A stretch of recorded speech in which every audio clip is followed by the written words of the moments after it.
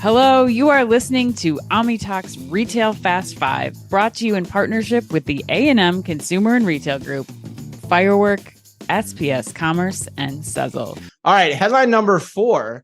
This is a fun one to say. Autonomous multi-parcel delivery has arrived officially in Texas.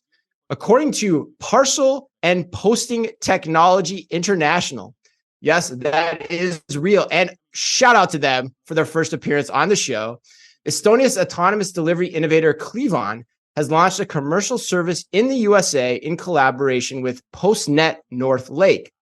Clevon's service offers the convenience of direct doorstep delivery with the security residents want.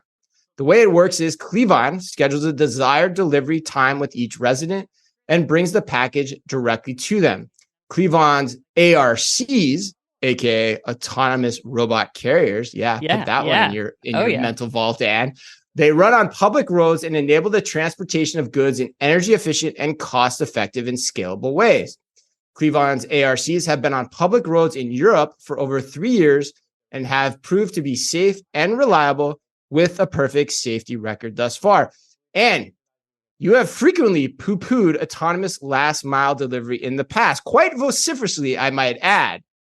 Are you going to do the same thing today? What are your thoughts? I think I would defend myself a little bit. I feel like some things I've poo-pooed, not all autonomous delivery, but there are some, like one thing going to one person does not seem to be efficient.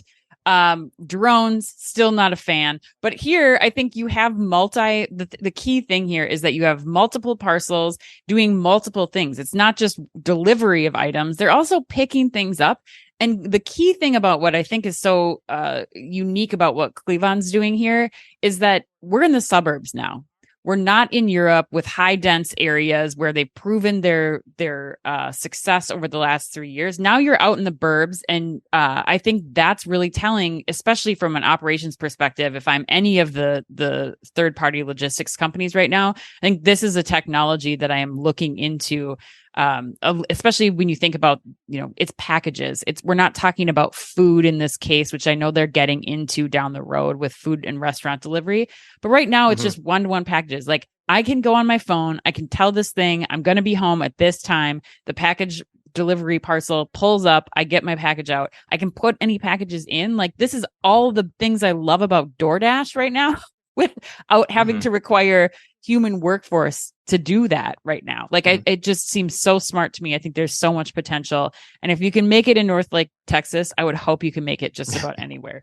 Yeah. And the key being like it carries multiple people's deliveries in the vehicle. And that's the key point here. Right. That's what makes it different than I remember you and I had quite the fun ripping of Chicago's citywide investment in these little robots running around. Remember that? The single one-to-one delivery robots, which this is not that. Like this is like a delivery van that is very akin to like the Robomart idea in concept.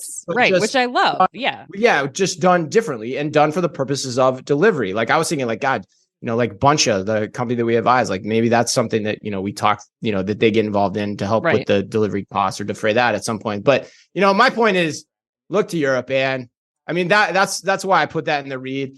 It's been a theme of the show for years. What is there now will be here in 10 to 15 years. So get accustomed to it, get familiar with it. You see it already in click and collect. You see it in pickup only stores. Those have been around forever in Europe. And so these ideas that have been around for 3 years and are working will eventually come this way. So, that's my big takeaway here. And it's a theme of the show consistently.